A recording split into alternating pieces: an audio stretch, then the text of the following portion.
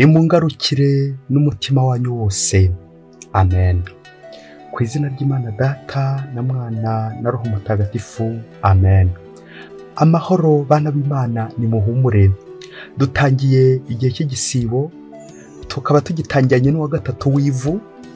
Ivu ritwibutsa ko turi ubusa imbere y'Imana, ko ntacyo turi cyo, ko tugomba guhinduka maze tukegera Imana, tukagarukira Imana n'umutima wacu wose, kuko umuhanuzi Yoweri amaze kubitubwira ati nimungaruke n'umutima wanyu wose.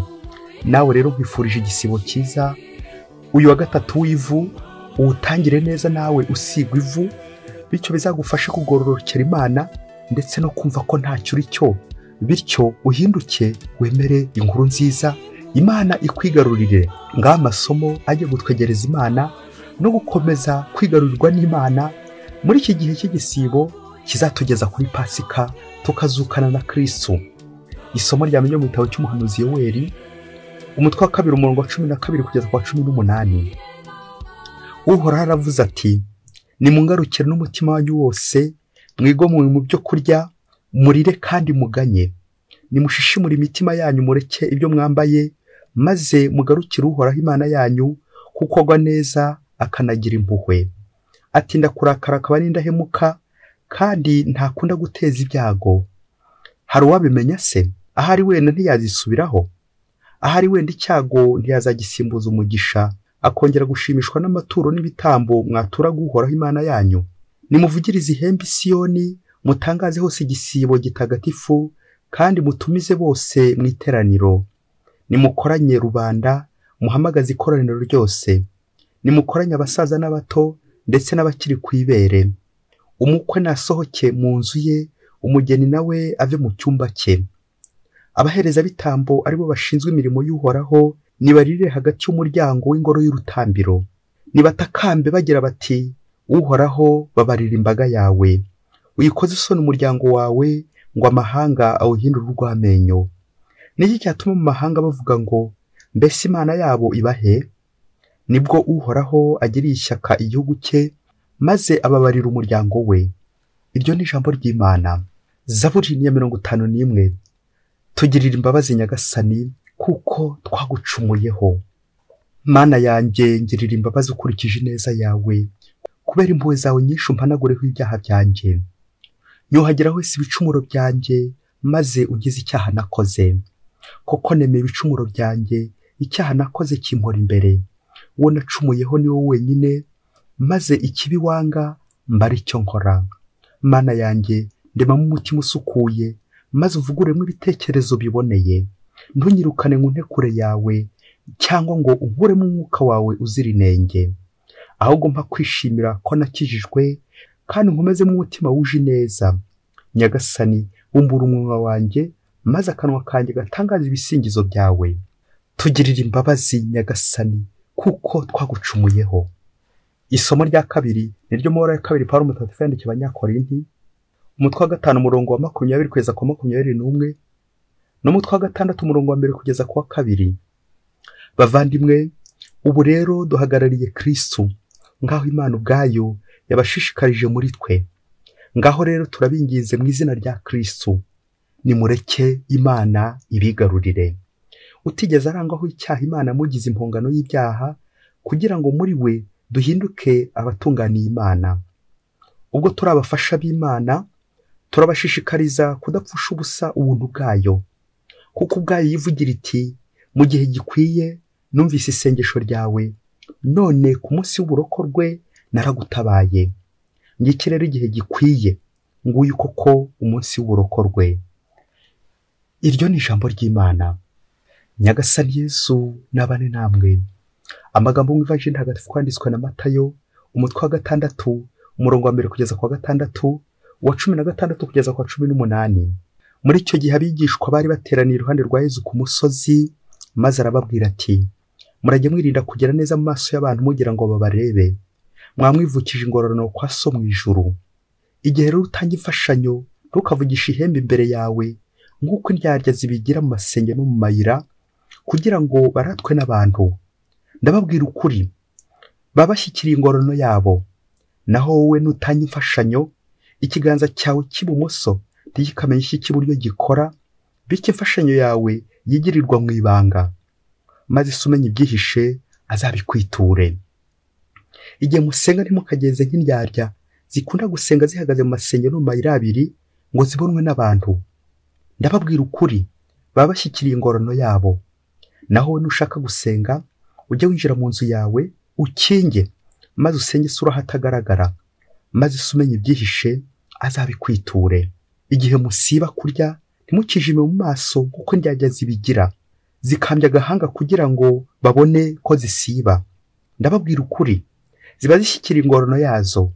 Wowe rero nusiba kurya, ujye wisiga mu mutwe, wiyuhagire mu maso, kugira ngo utamenyesha abantu ko usiba, ahubwo bimenywe na so uri ahatagaragara, maze se umenya ibyihishe azabikwiture. Iyo ni ivanjiri ntagatifu. Maze se umenya ibyihishe azabikwiture. Bayoboke b'Imana, nimugire amahoro. Dutangiye igihe cy'igisibo, dutangirana n'umuhango wo gusigwa ivu ku gahanga, ritwibutsa ko turi ubusa imbere y'Imana, kandi ko Imana itegereje ko twahinduka, maze akaba ari we turangamira, akaba ari we tugenderaho, akaba ari we dukorera wenyine. Guhinduka nyambere inkuru nziza. Uze kumva ko ari wowe nanjye turi kubwirwa uyu munsi, kugira ngo Imana irusheho guturana natwe. Ntuze kubicurira ku wundi, ntuze kubyegeka ku wundi, ahubwo wumve ko iki gihe gikwiye ari wowe kireba, kugira ngo nawe uhinduke, wegere Imana, wemere inkuru nziza, maze Imana irusheho kukwigarurira. Aya masomo araryoshye cyane, arimo ibitekerezo byinshi byiza bishobora kutuyobora. Hari ibitekerezo bine byagarutse muri aya masomo ko ari ane, nifuza mbere ya byose kubanza gukubwira. Turaza guhitamo kimwe cy'ibanze tuza kugenderaho, kize kudufasha kugororokera Imana. Isomo rya mbere ririmo igitekerezo kigira kiti: Nimungarukire n'umutima wanyu wose. Umuhanuzi Yoweri niwe wabitugejejeho. Igitekerezo cya kabiri ni umuririmbyi wa Zaburi udushishikariza nawe kugarukira Imana, kwicuza. Muri Zaburi ya 51, Zaburi y'imbabazi z'Imana igira iti: tugirira imbabazi Nyagasani kuko twagucumuyeho. Amen. Ku bwa gatatu, ku isomo rya kabiri, Pawulo mutagatifu nawe aradushishikariza kugarukira Imana ubwo yagize ati: Nimureke Imana ibigarurire. Amen. Ivanjiri y'uyu munsi nayo irimo igitekerezo cy'ingenzi cy'igihe. Imigenzi itatu y'igisibo: igihe mutanga imfashanyo, igihe musenga, n'igihe musiba. Ayo magambo yose meza Nyagasani amaze gutubwira, agiye kuduhitura, amaze kudukora ku mutima, mu bwenge, mu mutima, umubiri wose na roho. Nyuma y'iyo ncamake, nyuma y'ibyo bitekerezo by'ingenzi bikubiye muri aya masomo, ndifuza ko twazirikana ku gitekerezo kiri mu isomo rya kabiri cyitwa ngo nimureke Imana ibigarurire. Intego yacu y'amasomo y'uyu munsi tugiye kuzirikanaho, bityo nawe uze kuva aha ngaha urebe ibintu byose byatangiye kukwigarurira, urebe abantu batangiye kukwigarurira, urebe igirwamana byatangiye kuza iwawe, maze igihe cy'igisibo kikubere umwanya mwiza wo kongera kwisubiraho, wo kongera kugarukira Imana, ndetse no kureka Imana ikakwigarurira. Nimureke Imana itwigarurire. Turaza cyane gutinda ku migenzo itatu umukristo wese agomba gukurikiza, agomba kubahiriza muri iki gihe cy'igisibo. Nimureke Imana ibigarurire. Ndifuza cyane gutinda kuri iyi migenzo itatu y'ivanjiri, bityo nawe uze kureba aho ugeze uyuzuza, uko ugiye gutangira igisibo, uko wifuza kugororokera Imana. Nimureke Imana ibigarurire. Mu gihe cy'igisibo umukristo wese yubahiriza imigenzo itatu kandi akayikurikiza. Dore uko nifuza kwitondeka kugira ngo ize gutugezaho Imana itwigarurira: gutanga imfashanyo, l'aumône; gusiba kurya, le jeûne; no gusenga, la prière. Iyo migenzo yose yibumbiye hamwe uko ari itatu idufasha kugera ku Mana kandi tukagezayo n'abandi. Imigenzo yagiye itangira n'ikintu bita igihe. Igihe ni igihe gikwiye, ni igihe cyo kwisubiraho, ni igihe cyo kugarukira Imana, ni igihe cyo kwakira agakiza cy'Imana, ni igihe cyo gucungurwa, ni igihe cyo kureka ko Imana igatwigarurira. Igihe musenga, igihe musiba, igihe mutanga imfashanyo. Icyo iyi migenzo uko ari itatu ihuriyeho ni ugukorerwa mu ibanga, tukayikora n'umutima wacu wose, ariko ku bwa gatatu bikamenywa n'Imana, kuko n'Imana igomba kubimenya. Reka duhere ku mugenzo wa mbere, umugenzo wo gutanga imfashanyo. Igihe mutanga imfashanyo, gukora ku buryo ikiganza cy'ibumoso gitamenya iki cy'iburyo cyakoze. Bishatse kutubwira kutararika abantu, kutabwira abagenzi bacu ibyo tugiye gukora. Niba ntanze ubufasha sinze kwirirwa byamamaza ngaho ku mateleviziyo, ngaho ku maradiyo, ati nagiye gufasha, muze tujyane tujye gufasha, za kamera zose, amafilime mukayafata ngo twagiye gufasha. Nibwo uzasanga abantu benshi muri iki gihe bagiye badohoka, wajya gutanga imfashanyo nyine ugatabaza ibinyamakuru ukamamaza ibyo ugiye gukora byose. Ntago ari cyo Nyagasani adusaba. Nyagasani aradusaba gufasha abandi tutabara, tutagera, ahubwo n'umutima wacu wose, imfashanyo zacu. Nawe muri iki gihe cy'igisibo uzihatire kugera ku bandi, ubafashisha ibintu ufite, ubafashisha ubushobozi bwose ufite, ariko wirinde kubyamamaza. Ako kandi umubyeyi, wirinde kubyamamaza. Uzi ko abantu kubera ikoranabuhanga, itumanaho, buri wese aba yifuza ko ibintu byo byagaragara, ati nafashije, ati ni byiza cyane, muze mu ndebe ndi gufasha. Hari bamwe uzasanga bagiye gufasha nko mu bitaro, ugasanga bari kwifotozanya n'umurwayi, ati muze murebe ukuntu umurwayi namufashije, muze murebe ukuntu umurwayi nagiye kumusura, muze murebe. Ibyo byose ujye uzirikana ngo Imana yagiye kera. Reka rero Imana ikwigarurire, kugira ngo nibyo ugiye gufashisha mugenzi wawe, Imana aba ariyo yonyine ibimenya. Gukorera ibintu byose mu ibanga. Umugenzo wa kabiri ni umugenzo wo gusiba.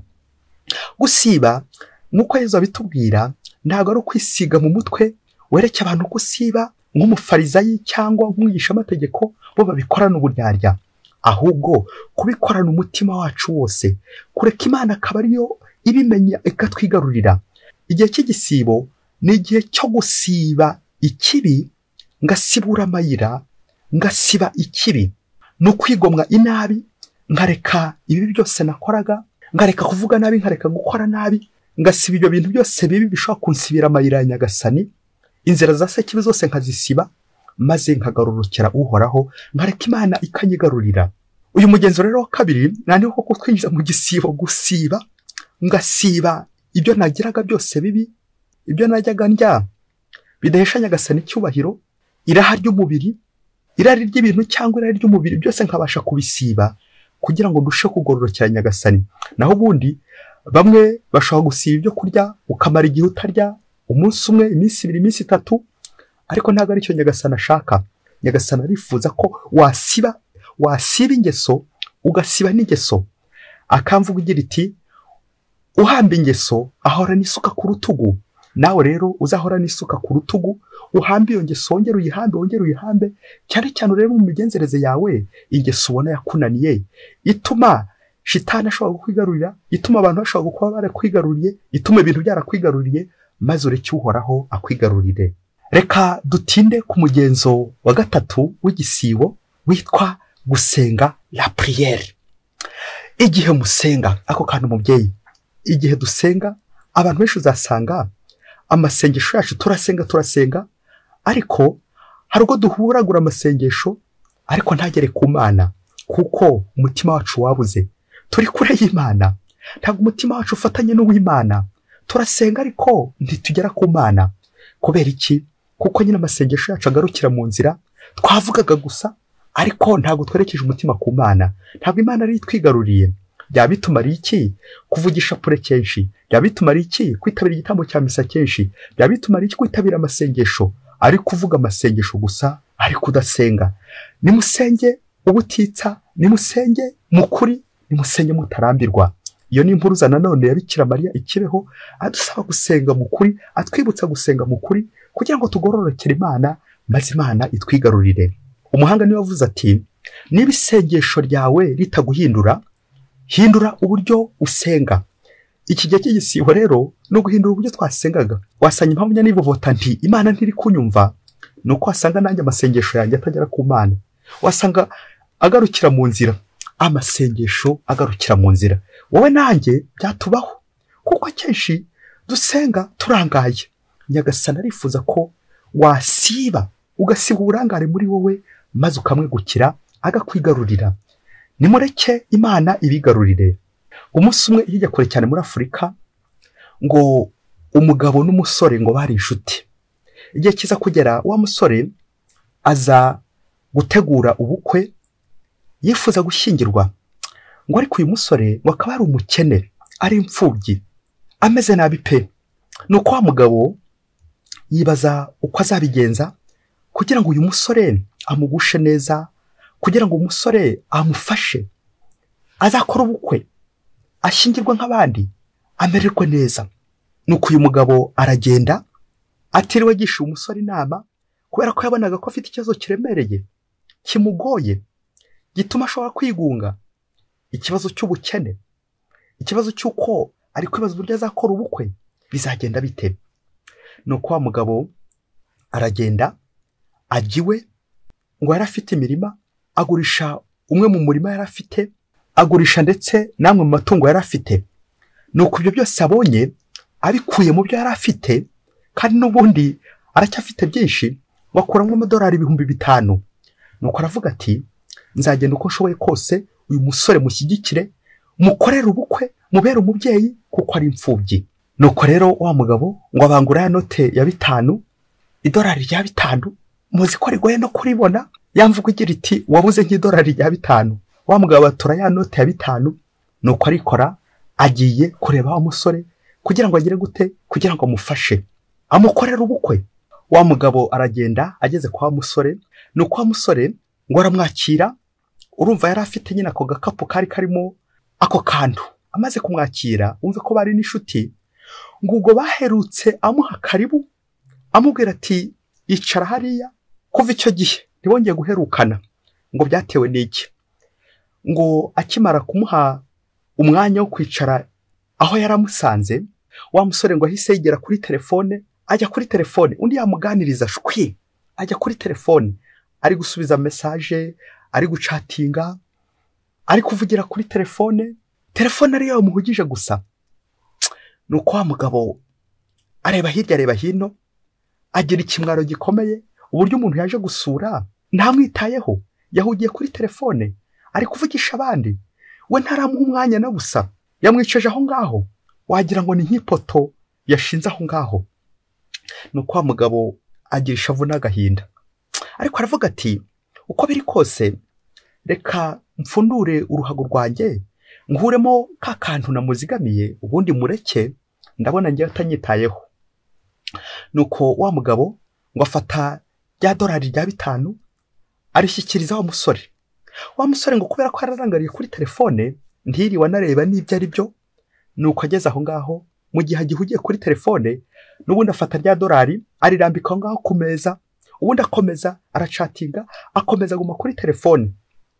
Nuko wa mugabo n'agahinda kenshi akomeza yibaza uburyo yemeye kugurisha ibyo yari afite, uburyo yemeye kwigomwa, uburyo yemeye kwitanga, uburyo yakoze ibishoboka byose kugira ngo uwo musore azagira ubukwe bwiza. Noneho uwo mugabo akomeza kwibaza ikibazo, ko uyu musore mbona arangariye kuri telefone, kandi mbona hano hari bamayibobo, hano hari indara, hano hari ibinyukuzi. Ubu koko amadolari yanjye ntagiye gupfa ubusa? Ngaho nakomeza ubitekerezeho. Ukurikije aho yarambitse, atanayitayeho, ntigeze anamenya n'ibyo ari byo, kuko ari kuri telefone, ntigeze anamenya niba barayamuhaye. Nuko wa mugabo areba hirya areba hino, ngaho nawe tekereza uko wabigenza uyu mugabo. Umugabo afata icyemezo cyuko n'ubundi agiye gutora amadolari ye aho wa musore yajugunye, ubundi yongere ayatware, kuko abona uyu musore bishoboke ko ntayashaka, bishoboke ko atanazi ko yayamuhaye, aho kugira ngo abandi baze kuyatorera ubusa kandi atari we yaragenewe, keretse igihe nahuguka akongera kuza kumureba. Nuko wa mugabo afata ya dolari rye, yongera arishyira mu gikapu, arisohokera aragenda. Wa musore ntiyanamenye nuko yarifashe, wa musore ntiyamenye ibyabaye kuko yarahugiye kuri telefone. Wa mugabo arinda asohoka, wa musore agihugiye kuri telefone. Wa mugabo yageze kugera iwe, wa musore ari kuri telefone n'ubundi. Bayoboke b'Imana, Yesu Kristo akuzwe. Nguko uko uyu musore twamugereranya nanjye cyangwa nawe. Akenshi tuba duhugiye ku bintu, ku mafaranga, tuba duhugiye ku ikoranabuhanga, ngezo za telefone byirwamana, bamwe na bamwe ikoranabuhanga rikaba ryarabigaruriye. Igihe cyose uri kuri telefone, igihe cyose uri ku mudasobwa yawe, igihe cyose uri gukora, uri mu mahanga, uri kure y'Imana. Imana yaza kugusura, ariyo twagereranya n'uyu mugabo, ikuzaniye ibintu ugomba gukoresha mu buzima, ikuzaniye ibisubizo, yazi igasanga wowe wagiye, yazi igasanga wowe udahari, ntunabashe kuyakira, ntubashe kuyivugisha, ntubashe kuyiganiriza, kandi muri kumwe. Imana yaje kugusura ariko ntubibona. Bayoboke b'Imana, nk'uko natwe Nyagasani ashaka kuza iwacu akanahagera, ariko twebwe tukamuhunga. Nawe uze kureba muri iyi si turimo, ibyo ukora bituma uhunga Imana. Urebe ibyo uhugiyemo muri ino minsi. Nawe tekereza, wagiye gusura umuntu, aho kugira ngo akwakire atangiye yegera kuri telefone, ari kuganiriza abandi aho kugira ngo muri muganire. Wigomwe igihe cyawe kugira ngo uze kumusura, ariko we ntabwo yabyitayeho, ntabwo akwitayeho, ari kuri telefone, yafunguye televiziyo, yafunguye radio. None se waje kuganira ni radio, waje kuganira na televiziyo, cyangwa waje kuganira n'umuntu? Nk'uko tudaha agaciro abaje kudusura kandi ari Imana yabatumye. Niba Imana yarapanze kwiza gukorera ubukwe, wowe umuntu aje kugusura ntumwitayeho, urigendeye, ugiye mu byawe, ugiye muri business zawe, ntabwo umwitayeho. Kwita ku bantu, mubyeyi, uzakore, hari icyo bita mu Gifaransa effort du carême, kugerageza uko ushoboye kose. Iki gisibo uzarebe ikoranabuhanga, uzarebe ibintu ufite niyo bitaguhuza bikakwibagiza Imana, ukajya kure y'Imana, kandi Imana iza kugusura. Nk'uko Imana mu misengere yacu dushaka kuba tuyiryajya tuyibeshya, ariko ntacyo amasengesho yacu ntacyo azatumarira niba tudahura n'Imana. Niba isengesho ritaguhuza n'Imana, hindura uburyo ukora mu isengesho. Iki gisibo kizakubera umwanya wo gusiba izo message zikubuza Imana, zo gusiba twa video tukubuza Imana, zo gusiba ayo majwi yose yakubujije Imana ari ku ikoranabuhanga ryawe, amafoto yose, nanjye kuvuga y'urukoza soni nandi menshi cyane akubuza Imana. Maze nawe umutima wawe uzawerekeze ku Mana, ureke Imana ikwigarurire. Ariko babyeyi, koko iki kinyejana cyacu kuki ibintu byatwigarurira, kuki telefone zatwigarurira, kuki ikoranabuhanga ryatwigarurira, kuki abantu batwigarurira, kandi Imana nayo yifuza gutwigarurira. Nk'uko Imana izasubirana ibintu byayo mu gihe twanze kubifata. Akaba mu rwaza ubwira umurwayi ufite umwiryo ati byanjye mbyirire, byanjye mbyirire. Mubyeyi rero, nawe Imana igutumyeho uyu munsi ngo wongere wicarane n'Imana, wongere umutima wawe utazanure, kugira ngo Imana nayo igororokere. Uha Imana umwanya wa mbere, kuko Imana iza gukureba, ariko wowe wagiye wayihunze. Akamvuga mutagatifu Agustin ugira uti, Nyagasani Imana yanjye, nagushakiye hose ndakubura, iyo ngiza kumenya kare kose kuri mu mutima wanjye, nagiye hose ndagushaka ariko sinakubona. Mana, wari kumwe nanjye, nge ntari kumwe nawe. Amen. Akenshi uzasanga Imana iza mu ishusho y'abantu babandi tubana, twebwe tukabaryarya, ariko bo bari kumwe natwe tutari kumwe nabo. Imana izi twiyereka, ikaza kudusura, ikazi idusanganira, ituzanira ibisubizo, ariko tugakomeza turi mu bibazo. Kubera iki? Kuko Imana iri kumwe natwe, ariko twebwe ntabwo turi kumwe n'Imana. Nitureke Imana itwigarurire. Icyanyuma ngiye gusorezaho kiza kugufasha nakwigarurwa n'Imana, nuko muri imigenzo yose itatu tumaze kuvuga, igihe cyo gutanga imfashanyo, igihe cyo gusiba, n'igihe cyo gusenga, uyu mugenzo wa nyuma, igihe cyo gusenga n'umutima wacu wose, niwo waruta indi yose. Kuko iyo wasenze neza bituma ubona uwo ugomba kujya gufasha, bituma ubona icyo ugomba gusiba, bituma uhura n'Imana. Igihe cyose uzahura n'Imana, Imana izakurangira agatoki kubwira iti genda ujye gusura umuvandimwe wawe, genda. Imana ikagutuma, Imana ikaguha ubutumwa. Naho ubundi igihe udasenga neza, n'ubundi uzatanga nabi imfashanyo, uzasiba nabi, wiyerekana gusa inyuma, ariko imbere mutari kumwe n'Imana. Wibereye kuri telefone gusa, wibereye ku ikoranabuhanga gusa, ariko Imana yo nta mwanya uri kuyihereza. Nusenga neza bizatuma ugororokera Imana, Imana ikwigarurire. Nuko rero bakristo bavandimwe, muri iki gisibo uzagerageza ugorora isengesho neza, cyane cyane ushyiramo imbaraga mu gusenga, urangamiye Imana. Wirinde guhuragura amasengesho, ahubwo wirinde uburangare, ufate icyemezo gikomeye cyane iki gihe cyose ugiye guhura n'Imana ko utagomba kurangara, ahubwo ugomba kurangamira Imana. Gusenga ni ugufunga aya maso y'umubiri, ubundi ugafungura umutima ukabona Imana. Ngwifurije igisibo cyiza, ngwifurije guhura n'Imana ndetse no kwigarurirwa nayo. Mwese Imana ibaha umugisha. Imana Data na Mwana na Roho Mutagatifu. Amen. Padiri Masumbuko Ladislas wa Diyosezi ya Cyangugu. irengagije ibyo umbwira, naje kumva